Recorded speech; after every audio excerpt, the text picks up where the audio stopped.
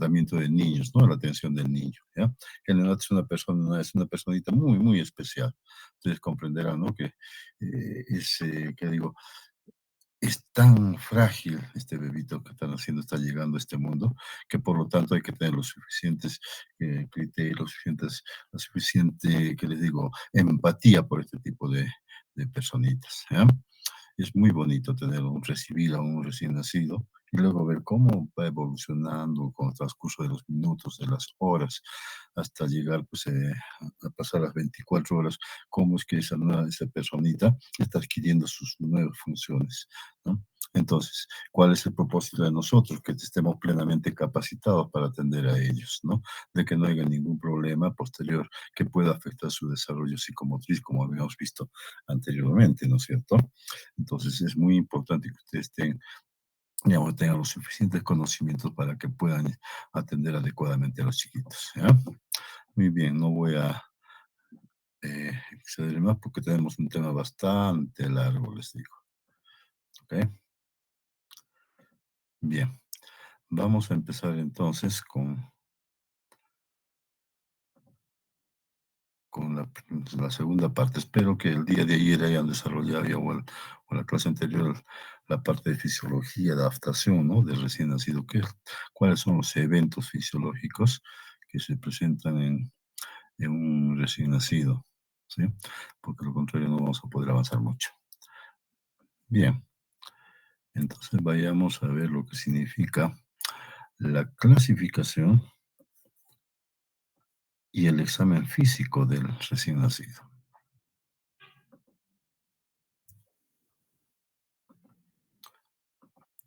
Cuando hablamos de clasificación del recién nacido, tenemos que entender entonces que existen criterios primero para determinar si este neonato es sano o no lo es, ¿no? ¿Cuáles son esos criterios para considerarlo sano? Tenemos el peso, entonces, el peso que va entre 2.500 a 4.000 gramos, ¿ya?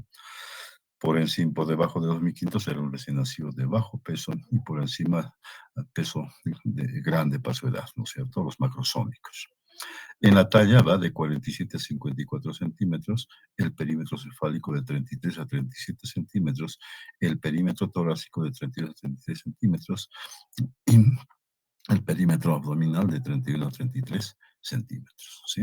Entonces son las características que nos dicen que este niño está sano, aparte de que lógicamente no debe tener ningún tipo de malformación añadida, ¿no? O enfermedad que presente el momento de nacer. Bien, ¿cómo clasificamos al recién nacido? Hay dos formas. Una es por edad gestacional, ¿no es cierto? Entonces ahí tenemos tres tipos de recién nacidos. El pretérmino prematurito, que tiene menos de 37 semanas de gestación, es decir, hasta 58 días después del inicio de la última menstruación. Luego tenemos el recién nacido a término. Siempre ustedes estas siglas ya las graben en su memoria, porque constantemente los vamos a ver así. El atérmino, pues, cuando tiene entre 37 a 41 semanas cumplidas, es decir, de 259 a 293 días después del inicio de la última menstruación. Y el posttérmino, que tiene más de 42 semanas cumplidas, 294 días o más, ¿no? Entonces, es una clasificación que no nos da una idea exacta de cómo debemos, entonces, clasificar al recién nacido, ¿no? Y de ahí entramos entonces a la segunda clasificación, que sí nos interesa, la relación peso-edad gestacional, ¿ya? ¿Cómo se obtiene esta relación peso-edad gestacional? Tabulando, ¿no? La edad gestacional que vimos y el peso que tiene al nacer. Para ello tenemos las curvas de crecimiento, ¿ya? Tenemos el peso. Y tenemos el percentil 10 y el percentil 90, que esto es la normalidad. Lo ideal sería que todos los niños estén en percentil 50, ¿no? Vamos a ver que no es así, ¿no? Pero si está entre percentil 10 y 90 es un niño normal. Bien, veamos entonces cómo clasificamos a los niños según la relación peso-edad gestacional. Tenemos tres clases de recién nacidos. Perdón, un momentito, por favor.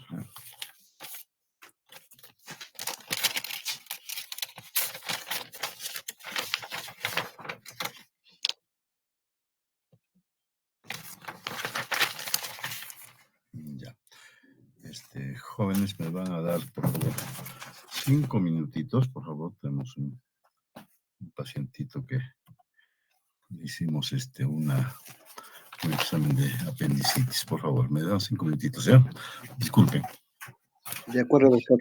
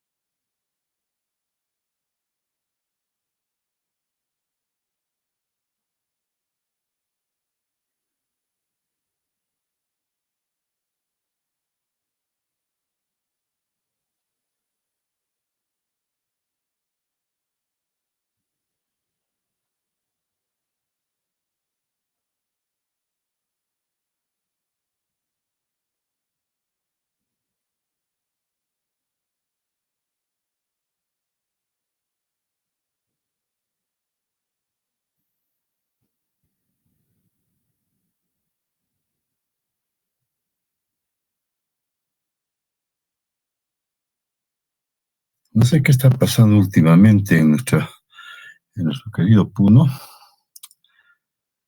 que hay bastantes casos ya de apendicitis. Por ejemplo, este es un caso de un niñito de 4 años con apendicitis. Así que lo están llevando para operarlo. Bueno, sigamos. Decíamos que estábamos en la segunda clasificación, que es por la relación peso-edad gestacional, ¿no? Tenemos entonces, tres tipos de recién nacidos. Los PEG, los pequeños para la edad gestacional, cuando están por debajo del percentil 10, ¿no? Acá, debajo del percentil 10, ¿listo? Luego tenemos los AEG, o sea, lo que son adecuados para edad gestacional, cuando están entre el 10 y el 90, ¿sí? Y los GEG son los grandes para edad gestacional, cuando están por encima del percentil 90, ¿ya? Entonces, fíjense, habíamos dicho en la anterior diapositiva, que teníamos tres de acuerdo a la edad gestacional, los términos, los atérminos y los posttérminos. Y en la segunda clasificación tenemos que son los PEG, los AEG y los GEG. Entonces, cada uno de ellos, cada una clasificación que vimos anterior, prematuritos o a término, posttérmino, tienen tres clasificaciones, ¿ya? ¿Cómo es eso? Perdón, no estaba. Ya. ¿Cómo es esto entonces? El pretérmino puede ser pequeño para edad gestacional, puede ser adecuado o puede ser grande para edad gestacional. El atérmino igual, puede ser pequeño, adecuado o grande. Y el posttérmino, pequeño, adecuado o grande. ¿Para qué nos sirve esto? Para que nos permite predecir, ¿no?, el riesgo de morbimortalidad de cada niño. Ejemplo, si tenemos un prematurito, ¿no?, por decir que pese 2,500, ¿ya? Pero tiene 37 semanas. Es un pequeño para su edad gestacional. Entonces hay doble riesgo. Es prematuro y es pequeño. ¿Listo? Igual, en un postérmino, ¿no? Pues un grandote ha nacido pues con más de 42 semanas, ¿no es cierto? Pero es pequeño, solamente pesa 3 kilitos. Entonces es un niño que está en riesgo. ¿Listo? Esta es la clasificación que nos debe interesar, que ustedes deben conocer perfectamente. ¿Ya? Son 9 tipos entonces de neonatos que tenemos. ¿De acuerdo? Edad gestacional y por la relación peso-edad gestacional. ¿Está claro? Muy bien, tenemos otra clasificación también que lo van a ver ustedes con más detalle cuando hablen de prematuritos, pero ya vayan conociéndolos. Por el peso. ¿Cómo clasificamos por el peso? Tenemos bajo peso al nacer, lo que pesan menos de 2.500, muy bajo peso al nacer, de 1.000 a 1.500 gramos, extremadamente muy bajo peso al nacer, que es de, perdón, extremadamente bajo peso por menos de 1.000 gramos, independiente de la edad gestacional. Lo que se llama los prematuritos extremos, ¿ya? Y el macrosómico, acá como ven en la figura, ¿no? Un tremendo de vaso. Pesa más de 4.000 gramos, ¿no? Entonces, fíjense esa enorme diferencia, ¿no? Acá un prematurito parecen pajaritos, pues con todos flaquitos, este es un término, y el gordote, ¿no? El grandote, ¿ya? ¿Listo? Esta clasificación no se emplea mucho, como hemos visto, entonces no nos permite predecir exactamente cuál va a ser el camino que van a seguir estos bebitos. Nos interesa la relación peso-edad gestacional. Bien, esta es la curva de peso que habíamos visto. Acá tenemos las curvas de talla y de perímetro cefálico. ¿Ya? Igual, percentil 10, percentil 90, percentil 10, percentil 90, ¿no? Muy bien. Cuando ustedes estén haciendo ya su internado en un hospital, estas tablas las van a tener que utilizar todos los días con cada uno de los bebitos. Muy bien. Es la forma en que hemos clasificado al recién nacido. Ya tenemos un conocimiento más amplio de lo que significa entonces la clasificación del recién nacido. Vayamos al examen físico, que es bastante amplio y un poco complicado. En primer lugar, empecemos con la piel. ¿Cómo es la piel normal en un recién nacido? Suave, rosada. Hay una acrocianosis, ¿no? Discreta, ¿ya? Es muy común, casi todos los bebitos presentan lo que es el vermix gaseoso, el unto sebáceo, como ustedes pueden ver, que es una sustancia grasosa, blanquecina, que lo protege al bebito, ¿no? Puede haber también descamación.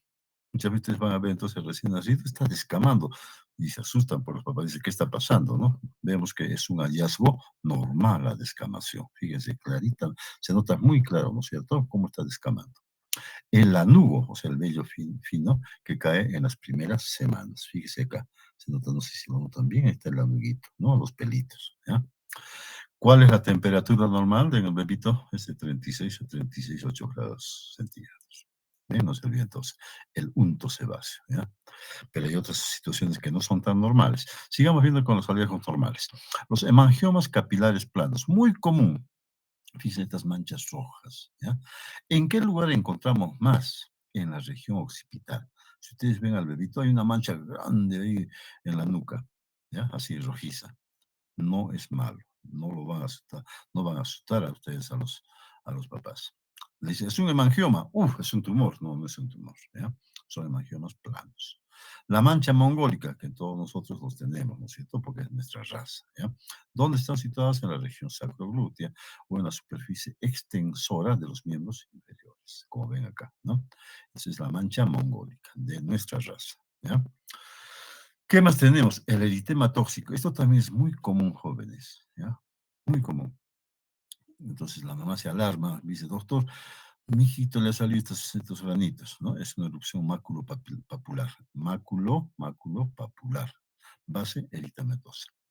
Puede haber pequeñas vesículas, como también no las puede haber, por si acaso, ¿ya? Si hay vesículas, puede tener un contenido amarillento. ¿Listo? Y de contenido eosinófico. ¿Cuánto tiempo dura este eritema tóxico? Una semana, nada más. Desaparece espontáneamente, ¿ya? ¿Por qué se presenta? Por contacto con las fibras de la ropa o el calor, sobre todo con el calor. Lo abrigan demasiado los bebitos, ¿no? ¿Han visto cómo a ustedes también habrán hecho lo mismo, como tamalitos los envuelven ahí bien amarrados, ¿no? Envueltos. Entonces eso puede producir el tema tóxico. Donde se presenta más en la cara, como vemos acá, en el tronco, pero respeta las palmas y las plantas. ¿Ok? Bien.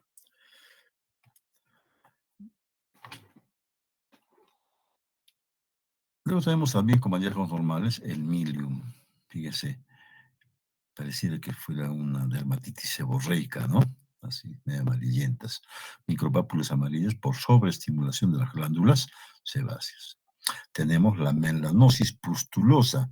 Aparentemente podría parecer una dermatitis estafilocócica, ¿ya?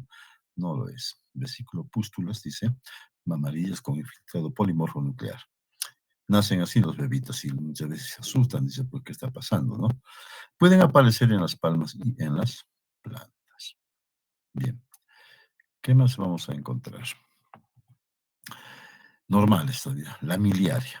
Fíjense, finísimos puntitos, ¿no? Finísimas papulitas en toda la superficie del cuerpito. ¿Por qué se presenta la miliaria? Por obstrucción de las glándulas sudoríparas. Son microvesículas con o sin eritema, ¿ya? Sobre todo están en el tronco, no tanto en las extremidades. ¿Listo?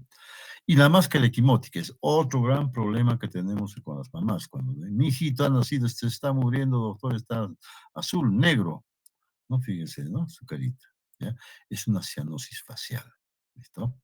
Es secundaria que a circular del cordón, apretado demasiado el cordón en el cuellito. Puede haber una doble circular de cordón, que es lo más común. ¿Ya? O puede ser una presentación anómala, que no podéis salir el bebito y el cordón ajustado, pues, se pone así, equimótico. Desaparece, ¿ya? A las 24 o 48 horas ya desaparece. Anormales, hallazgos anormales en piel. La rubicundez intensa, rojo, colorado, ¿no es cierto? ¿Qué se llama esto? Plétora se llama, ¿no es cierto? ¿Y en qué casos encontramos cuando ese niño es policitémico? ¿Ya? Eso también tenemos un tema especial para ver la policitemia y el síndrome de hiperviscosidad, la sangre muy espesa. Algo que es muy común, la ictericia, ¿no es cierto? Puede ser de diferente tipo. No voy a extenderme acá porque tenemos otra clase también especial sobre ictericia.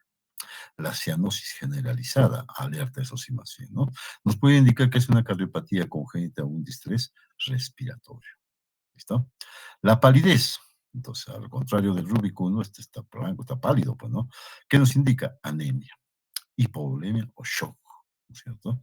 ¿Ya? Entonces puede ser que no haya pasado suficiente, que hemos hecho un clampaje de cordón muy apresurado, ¿no? O puede ser que este niño haya tenido una enfermedad hemolítica, ¿no es cierto? Que también lo vamos a ver nosotros, y es por eso que sale anémico y completamente pálido. Puede ser que esté con tinte verdoso, ¿ya? Todo el cuerpito está verde. ¿Qué significa esto? Que está impregnado con meconio, ¿ya? Entonces, ese niño ha botado meconio, sus heces ha botado todavía dentro del líquido amniótico y se ha teñido de verde. ¿Listo? Muy bien. La cabecita. ¿Qué vamos a ver? A ver, perdón un momentito. ¿Qué pasó?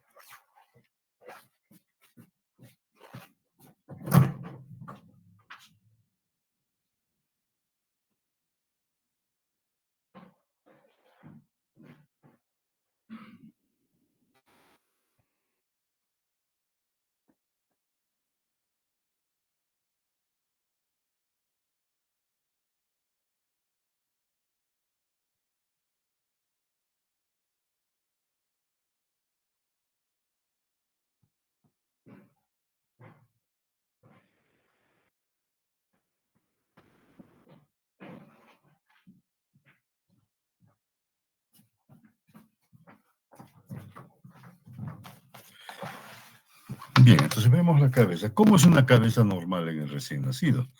Fíjense, las fontanelas son dos, las que más nos deben llamar la atención, ¿no? Ustedes saben que en cada unión de los huesitos hay una fontanela, pero lo que más nos interesa es la anterior, ¿no es cierto? La bregmática, y la posterior o lambdoidea, ¿ya?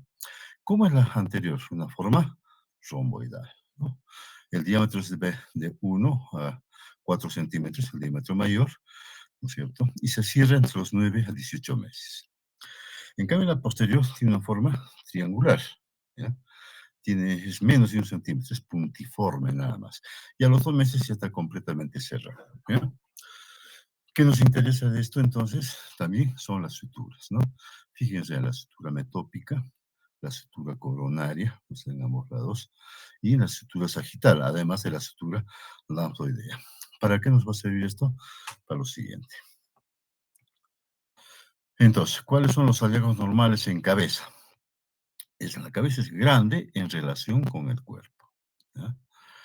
Puede haber cabalgamiento óseo, es normal, ¿ah? O sea, este hueso cabalga, se va encima del otro, ¿no es cierto? Eso se llama cabalgamiento. ¿Con qué propósito? Es cuando están haciendo, hay un parto difícil, atraviesa el canal del parto, entonces los huesos tienen que sobreponerse uno sobre otro para que puedan progresar en este canal, ¿ya? Eso se llama cabalgamiento óseo. Es un hallazgo normal también encontrar un caput sucedáneo. Fíjese, aquí en la figura vemos que este es un caput sucedáneo, una colección, ¿no es cierto?, de sangre, líquido, ¿no?, que se presenta en el trabajo de parto prolongado. Aquí está entonces, aquí el neonato, fíjense, tremendo chichonazo que tiene, ¿no? Bien grande, ¿ya? ¿Qué significa? Es un edema, también puede ser colección sanguínea, edema de tejido celular subcutáneo. Está presente al momento de nacer. ¿Cuál es la característica del caput? Que no respeta las suturas, ¿no es cierto? ¿Ya? Y desaparece en 2 o 3 días. ¿Dónde más se localiza? ¿En qué regiones? En la región parieto-occipital. Es decir, puede abarcar parietal, puede abarcar occipital también, puede abarcar acá la región temporal, etcétera, ¿ya? Pero más frecuentemente es parieto-occipital, que acompaña de petequias y equimosis. ¿Listo? Característica principal entonces del caput, que no respeta las suturas, ¿ya? A diferencia del cefalohematoma, que es una hemorragia subperióstica, ¿listo? Fíjense, ¿no? Aquí está el hueso, el capus se extendía mucho más, acá no. Está limitado entonces por el periósteo, ¿no es cierto? Por debajo del periósteo está el cefalohematoma. Aparece horas después del parto, prolongado o instrumentado. Imagínense que haya empleado un forceps, ¿no? Entonces, lógicamente, ese niño va a presentar un cefalohematoma. Entonces, ¿cuál es la condición especial del cefalohematoma? Que respeta las suturas. Se reserva en 2 semanas a 3 meses, ¿ya? Es otro motivo de gran preocupación de los papás. Dicen, mi hijito tiene tremendo tumor en su cabecita, y acuden pues muy preocupados, ¿no? Hay que explicarles que es producto del parto, ¿ya? No hay cambios de coloración y la localización generalmente es en el parietal, ¿ya? Hay que bien explicarles a los papás que no tienen que tocarlo. Muchas veces acuden a personas empíricas y introducen pues una aguja, ¿no? Para succionar esa sangre. No hay que, no hay que tocarlo. Es una hemorragia, ¿listo? Y como tal se nos puede infectar fácilmente, ¿ya? ¿Qué más? Hallazgos anormales, ya tenemos la macrocefalia, ¿no? Puede ser familiar, ¿no es cierto? Puede ser familiar, ¿no? Puede haber hidrocefalia o puede también significar que existe acondroplasia. Y lo contrario a la microcefalia, ¿en dónde encontramos? Puede ser familiar también, pero más que todo encontramos en las enfermedades del complejo TORCH, ¿ya? Toxoplasmosis, rubeola, citomegalovirus, herpes simplex, VIH, ¿no? O también las trisomías 3 y 18 con las mamás que ingestan alcohol y también las fumadoras, por si acaso, ¿cierto? ¿Qué más puede ser un hallazgo normal? Que las fontanelas son demasiado amplias. ¿Qué significaría esto? Sobre todo el hipotiroidismo o las trisomías 13, 18 y 21. Aparte de otras malformaciones de tipo o desórdenes mejor de tipo óseo, ¿ya? Entonces, no nos olvidemos, la macrocefalia, sobre todo en relación con microcefalia o hidrocefalia, y la microcefalia con el TORCH o las trisomías sobre todo, ¿ya? Y las fontanelas amplias también con el hipotiroidismo. Muy bien. Acá vemos entonces esta figura sobre el cierre prematuro de las suturas, ¿no es cierto? Las craneosinostosis. En la primera figurita vemos que es un cráneo y suturas normales, ¿no? En la segunda, vemos ustedes que es el cráneo triangular, ¿no es cierto? O en cuña también se llama. ¿Y por qué se produce esto? Por sinostosis prematura de la sutura metópica. ¿Se acuerdan, no? De la sutura metópica. A ver. Es la sutura metópica, ¿no es cierto? Región frontal, ¿no? Entonces, ese es el trígono cefalo, trígono cefale. Luego tenemos la brachicefalia, ¿ya? Que está relacionada con la sutura metópica o coronal, ¿no es cierto?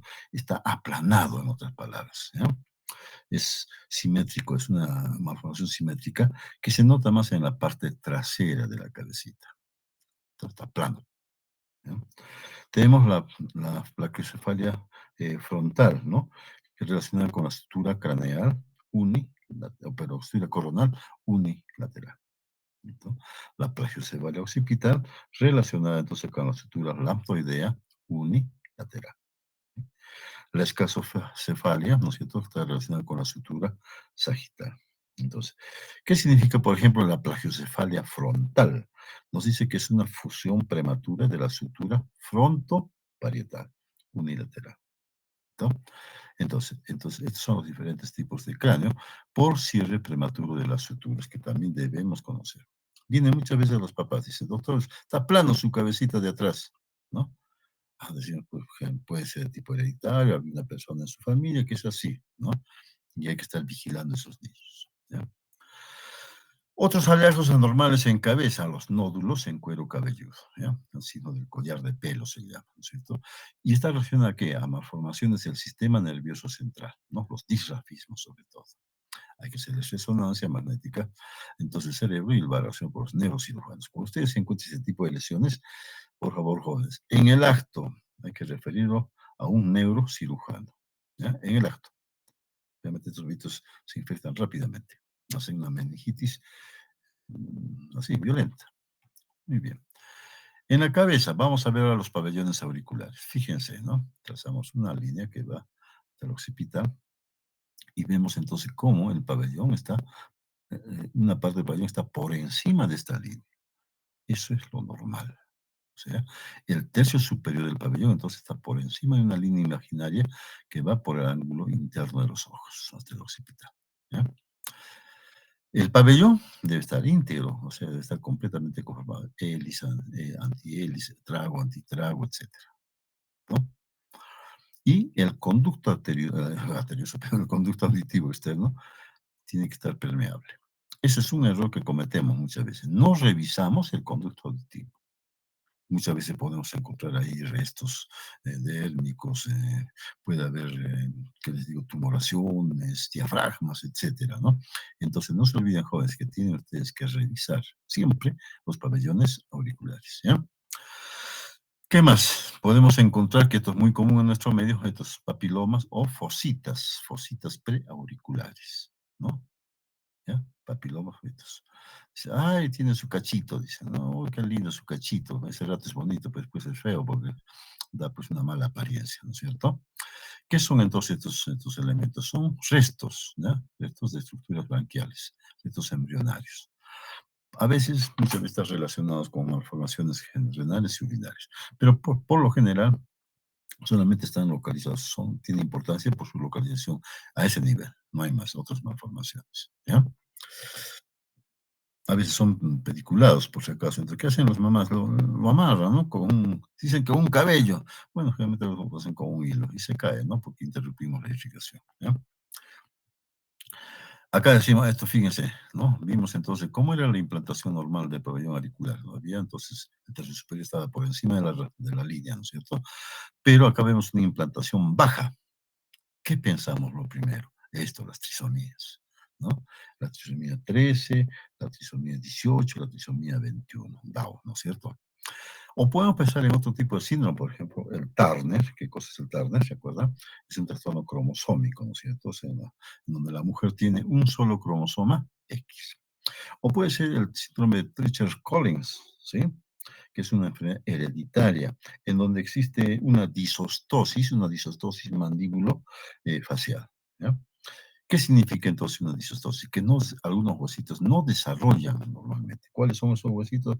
Los pómulos, la mandíbula, o también hay malformaciones en las orejitas. Ese es el síndrome de Treacher-Collins, ¿no?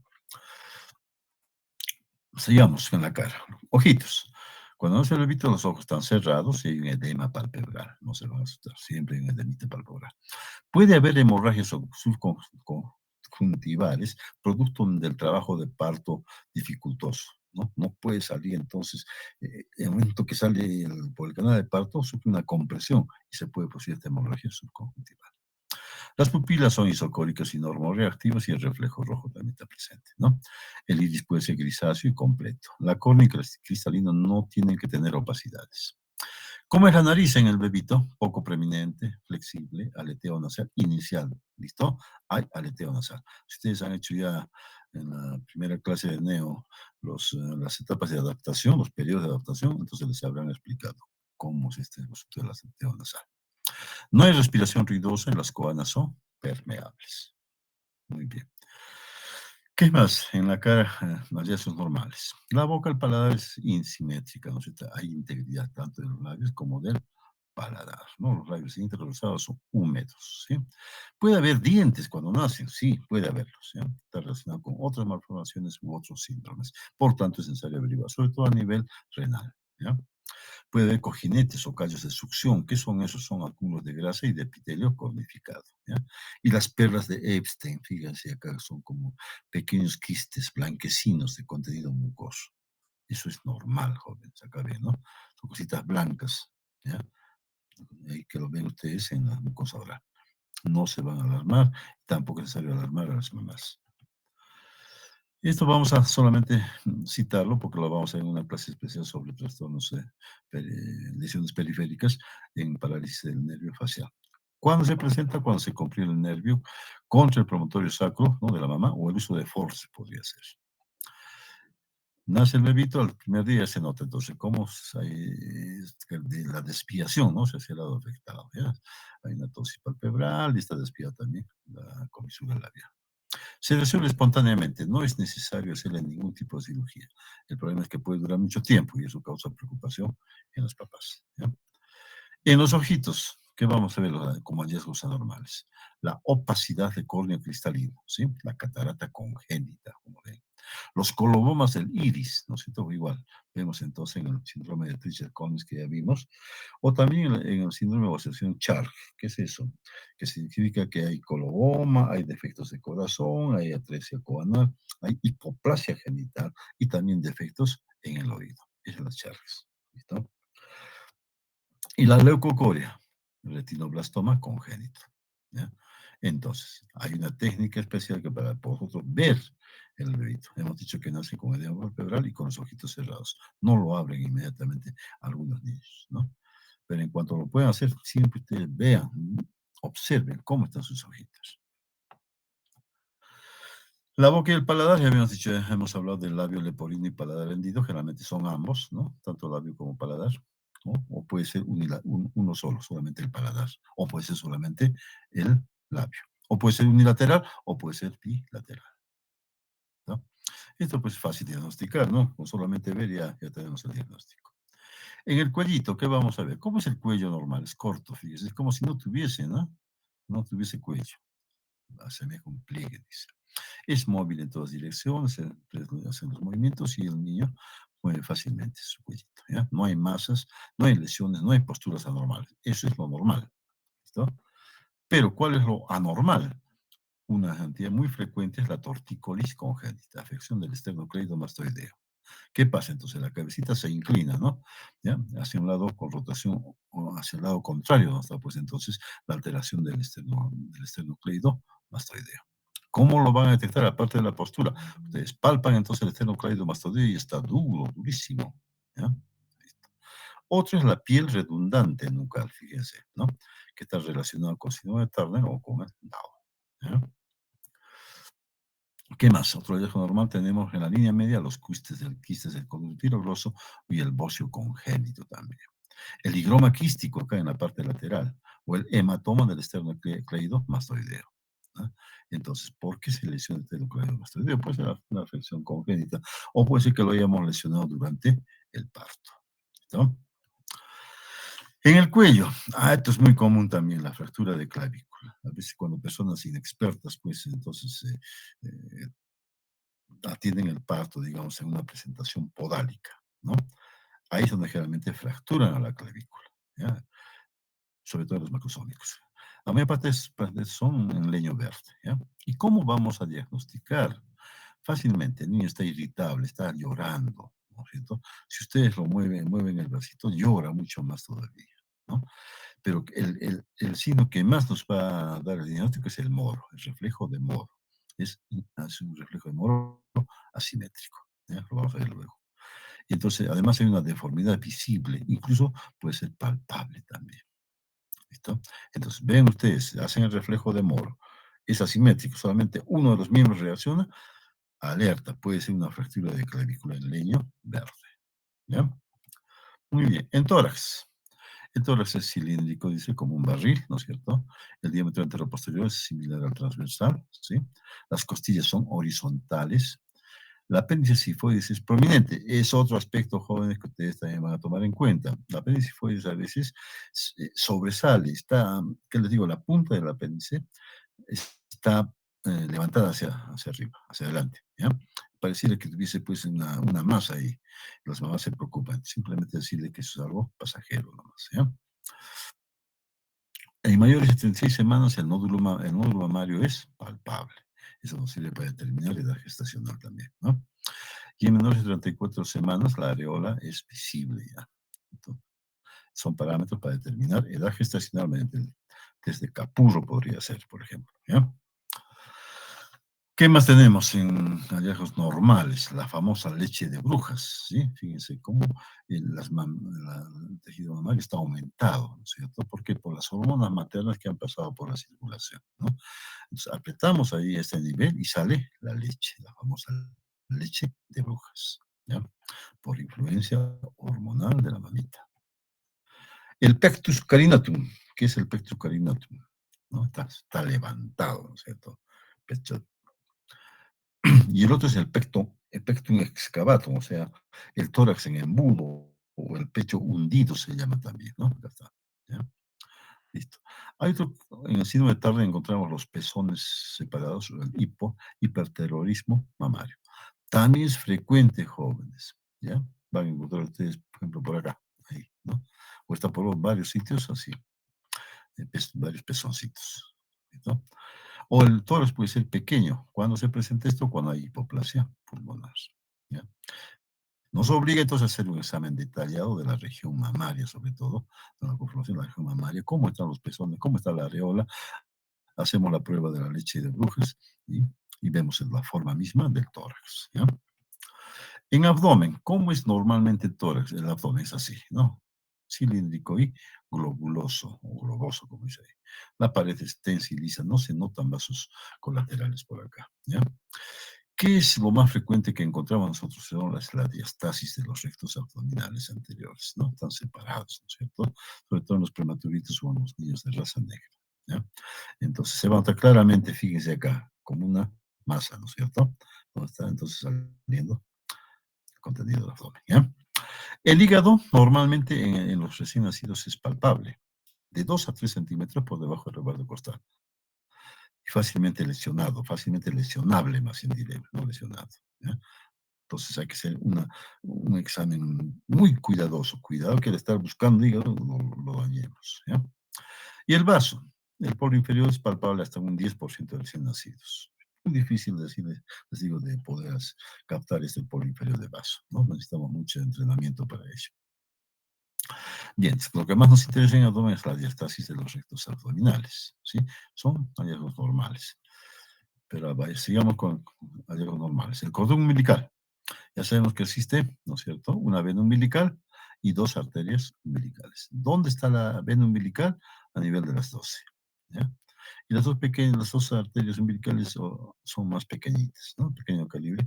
Tiene un espectro de pedúnculos, ¿ya? Entonces, eso también tenemos que comprobar que existe una vena y dos arterias. La alteración en este caso, si hubiera alguna alteración, nos indica que hay otro tipo de síndromes muy específicos, ¿ok? Las masas abdominales, ya como hallazgos anormales. Por eso es importante hacer un buen examen abdominal. Si encontramos masas renales, pensaremos en una hidronefrosis, una trombosis de vena renal, en una enfermedad quística renal, en tumor de Wilms, que también es muy frecuente acá, jóvenes, el nefroma mesoblástico. Si encontramos masas gastrointestinales, ¿qué es lo primero que debemos pensar? Son las obstrucciones intestinales congénitas, ¿ya? Iliomeconial, por ejemplo, ¿ya? O duplicación intestinal. O también puede haber la estenosis de píloro, ¿no? La hipertrofia pilórica. Son signos claramente definidos que lo vamos a ver también, ¿ya? En otras clases. Si encontramos masas retroperitoneales, pensaremos en una hemorragia suprarrenal, en un neuroblastoma, un sarcoma. Y si hay masas hepatobiliares o esplenomegalías, pensamos en esto, lo principal, TORCH, ¿no? Otras enfermedades más raras de depósito lisosima, hepatoblastoma, etcétera, ¿no? Puede ser en la anemia hemolítica, ¿no? La hemolítica del recién nacido o pone insuficiencia cardíaca congestiva, ¿ya? Y masas genitales podemos pensar que puede haber una masa ovárica, ¿sí? Muy bien. Entonces, eso es, repito, hay que hacer un adecuado examen pensando que sí podemos encontrar estas masas, ¿ya? Porque si decimos, no, acá no pasa nada, Milo, no hay nada, lo dejo, se nos puede escapar cualquiera de estas masitas, ¿ya? Muy bien. Eso no lo vamos a leer. En abdomen, seguimos. Acá ya vienen las partes más terribles. El onfalocele, fíjense, tremenda malformación. Onfalocele es una hernia dentro del cordón umbilical. ¿Ya? Con este, o sea, el cordón en el extremo apical de la lesión. ¿Ya? ¿Qué encontramos en esa hernia? Cualquier víscera, puede estar el intestino, el hígado, el estómago, etcétera. Es una urgencia quirúrgica. ¿Está? Está relacionado con anomalías, ¿no? de algunas trisomías, con anomalías cardíacas o gastrointestinales. Generalmente estos chiquitos se nos mueren, ¿no? Dice acá 30%, en nuestro caso es mucho más. ¿Ya? No hemos visto muchos casos, felizmente, ¿no? Pero sí hemos tenido la oportunidad de observar este tipo de onfalocele. Y el siguiente, que también es muy frecuente, es la gastrosquisis. O sea, la protrusión de los intestinos, ¿ya? A través de la pared abdominal, pero por un alado, ¿no? Del cordón umbilical, ¿ya? Entonces no ha cerrado bien y por ahí salen los intestinos. ¿Con qué se relaciona? Dice, con atrés intestinal primario. Mueren un 10%. Es terrible ver esta situación. Digo, caramba, ¿cómo es posible, no? Que se ocurra eso. Generalmente no se muere, ¿no? Si se opera inmediatamente. Esto es lo más frecuente, jóvenes, la hernia umbilical, ¿ya? La tumoración blanda, fácilmente reducible. Hay debilidad u oclusión incompleta, dice el anillo umbilical. Contiene epiplón, raramente intestino delgado. A ver, por experiencia les digo, ¿no? Hernia umbilical es muy frecuente. ¿En qué casos encontramos más la hernia umbilical acá nosotros en nuestro medio? ¿Se acuerdan cuando hablamos de lactancia artificial y mixta? Hablamos de los cólicos del lactante, ¿no es cierto? Son niños que están llorando todo el día, en la noche, etcétera, y están haciendo fuerza, ¿no? Y ahí se produce la hernia umbilical, ¿ya? Si ustedes tocan a este nivel, encuentran un contenido líquido, de líquido y de aire, fácilmente palpable, ¿ya? Entonces, no se va a olvidar esto, ¿no? Si está un niño llorando con cólico, inmediatamente ustedes también revisen, ¿ya? Cómo está el ombligo. Generalmente está con hernia, ¿no? ¿Qué hay que hacer? Simplemente hay que reducirlo, ponerle un parche, espadrapo y listo. Se acabó, ¿ya? Posteriormente va a cerrarse el anillo. En genitales, ¿cómo son los genitales masculinos normalmente? La coloración y el tamaño es variable, ¿no es cierto?, propio de cada individuo. Los testículos deben estar en el escroto o en el conducto inguinal, ¿no es cierto? Esto está en relación a qué, entonces, a la madurez del escroto. Mientras más prematuritos sean, no vamos a encontrar los testículos en el escroto, ¿ya? Puede haber un hidrocele, dice, discreto, unilateral, sobre todo derecho. El pene mide de 3 a 4 centímetros y generalmente un 90% o un 95% le pondremos que existe fimosis. Fimosis fisiológica se llama esto, ¿ya? Y el meato en la punta del glande. En las niñas, ¿cuáles serán los hallazgos normales? En un tercio de las niñas, la vulva está entreabierta. ¿Por qué? Porque los labios mayores todavía no están cubriendo, ¿no sé, todos los labios menores, ¿ya? El meato uretral está por debajo del clítoris y este clítoris tiene hasta 1 centímetro de longitud. Vemos entonces el orificio vaginal con mucho cuidado y vemos el himen, ¿no? Cómo está cubriendo ese orificio. Puede haber, esto también, chicos, no se, eso tengan muy en cuenta, la pseudomenstruación. Doctor, está sangrando mi hijito. ¿Qué ha podido pasar? ¿Qué le han hecho a mi hijo? Seguro que le han... Ya, pues entonces se presta, ¿no?, a muchas conjeturas, ¿no? Es la pseudomenstruación. Igual como vimos la leche de brujas, igual, influencia hormonal materna. Así que simplemente decimos a la mamá solamente, mamá, esto es lo que está pasando, son sus hormonas que han pasado a su bebé por la sangre y le está produciendo una menstruación. Listo. No es necesario hacer nada, eso va a desaparecer en 2 días. ¿Ya? Pues acá vemos, ¿no? Acá están los rayos mayores que no cubren, ¿no es cierto? Ya que vemos entonces a un bebito con su penecito, ¿no? Acá se está viendo la puntita del pene, ¿no es cierto? No hay una fimosis marcadísima. ¿ya? Y anormales, digamos, ustedes han visto ya con semiología lo que es el hipospadias, el epispadias, la hernia inguinal que hemos hablado, el hidrocele, que está acá lo están viendo, ¿no? Haciendo preguntas de examen que todos han respondido, ya sería el colmo que no respondan, ¿no? Y los genitales ambiguos, ¿no es cierto? ¿Cuándo se presentan los genitales ambiguos? ¿No? Cuando existe hiperplasia suprarrenal congénita. ¿Ya? Observen, chicos, miren, levanten siempre el penecito, da la apariencia que existe debajo una vagina. ¿Ya? Bien. En la columna, ¿cómo es la columna? Completamente flexible, dice, tanto dorso ventral como lateral. Siempre, siempre, siempre, por favor, igual, revisen la columna, sobre todo la parte baja, ¿ya? Porque puede haber defectos del tubo neural. Pues no se puede ser cerrado, oculta. Lo más frecuente es esto, el meningocele o el mielo meningocele.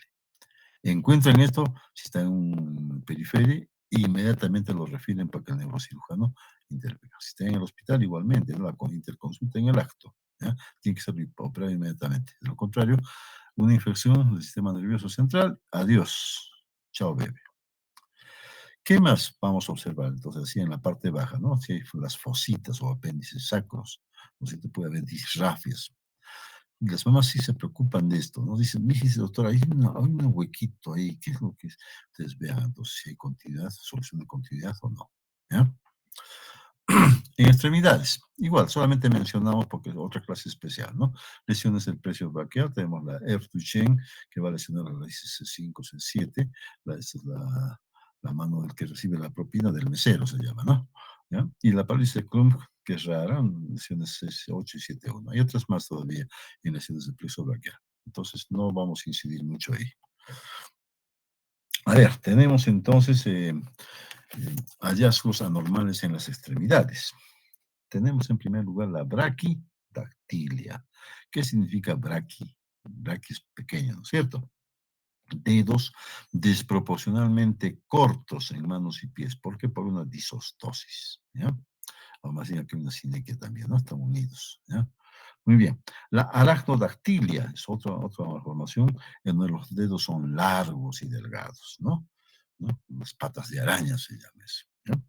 La clinodactilia, dice los dedos torcidos o desviados, ¿no? Dedos torcidos o desviados. La camptodactilia, ¿qué es eso? Un dedo flexionado, ¿sí? Así que no se puede enderezar, ¿ya? Habrán visto ustedes, hay bastantes estas malformaciones. Y la sindactilia, ¿qué es? La fusión de los dedos, ¿no? Acá estamos viendo una sindactilia.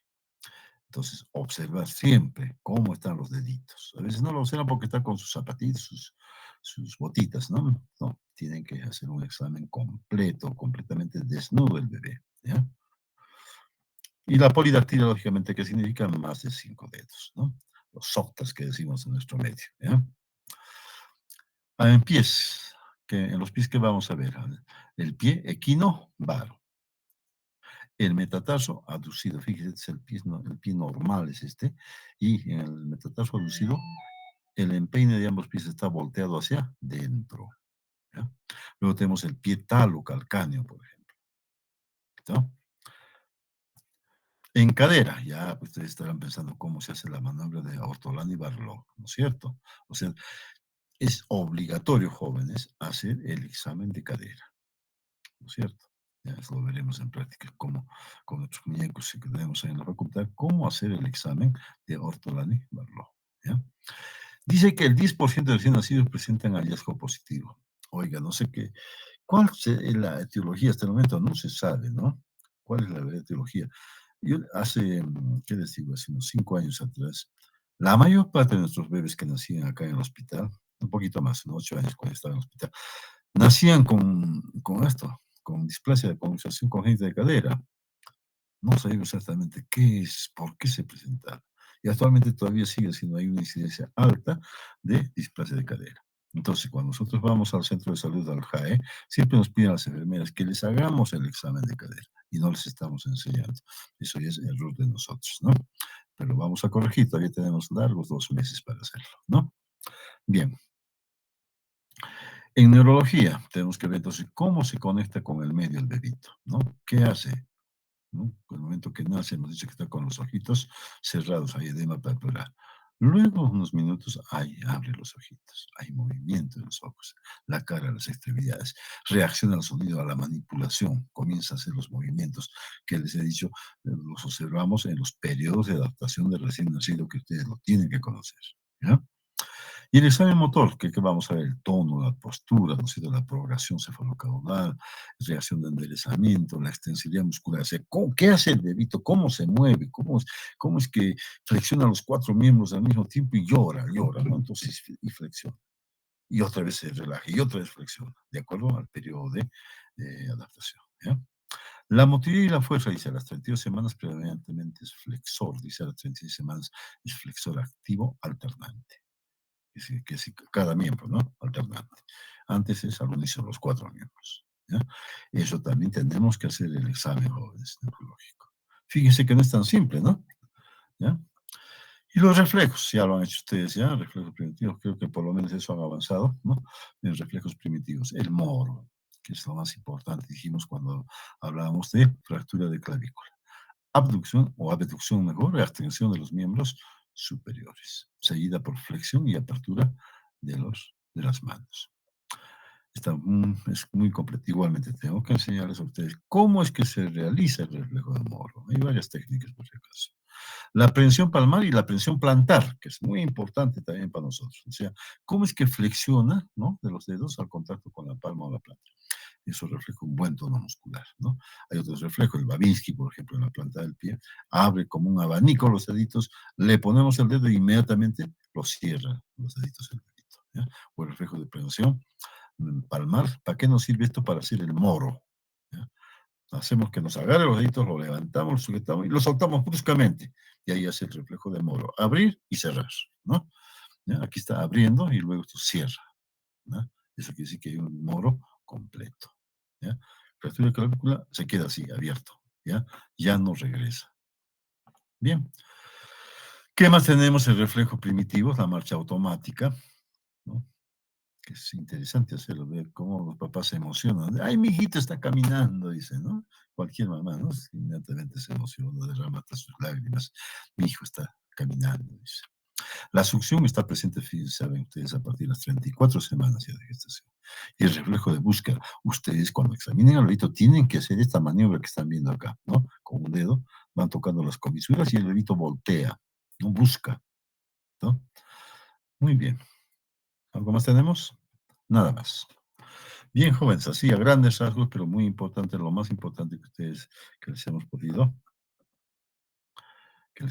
entonces brindar respecto a lo que significa el examen del recién nacido. ¿Ya? ¿Alguna pregunta, algún comentario? A ver, ¿quiénes se han ido? No, ninguno, todo está. Norma Lucía dice que nos ha abandonado. Bueno, no le vamos a decir también, ¿no? Porque estaba malita. Rubí se nos ha ido también. Bien, jóvenes, no hay ninguna pregunta. Más que todo esto va a ser, pues, motivo de hacer estas prácticas en nuestros muñecos simuladores que tenemos en la facultad. ¿Ya? Bien, señor Ever Giampiero Mamani Cori, mañana, qué hacemos? ¿Va a haber o no va a haber clases? Eso, doctor, creo que hay huelga mañana. Están. Bueno, es lo que escuché. A ver si habrá que ver, pues, ¿no? ¿Qué dirán tus amigos? Ya están preparados los del grupo 1, supongo, ¿no es cierto? Para hacer una primera, la forma que vamos a hacer las clases, ¿no? Unas exposiciones con participación del docente, ¿no? Para aclarar algunos puntos que tengo. Claro. Entonces, veremos cómo se desarrolla la situación esta del paro, Ever y Piero, ¿ya? Si que no hay mucha aceptación de parte de la población de este paro, ya pues lo hacemos en el aula, lo haremos, pues, ¿no? Para que sus compañeros, me interesa que lo hagan ustedes en forma presencial, ¿ya? Para ver, entonces, corregirles de alguna forma cómo ustedes van a presentar, cómo deben hacer, cuál es la actitud que deben tomar frente al público que los está escuchando. ¿Listo? Entonces, coordinamos eso ya, Piero, mañana, ¿ok? Muy bien. Muy bien, muchachos, si no hay ninguna pregunta, seguro que están ya por dormirse. Quedamos aquí nomás y seguimos la mañana. Doctor, Hasta mañana, jóvenes. doctor, Diga. Unos compañeros que estaban intentando hablar, a ver. Doctor, buenas noches. Disculpe, he entrado un poco tarde a la clase. No sé si podría considerarme en la lista, doctor. A ver, vamos a ver, Rodríguez, ¿no? Sí, doctor.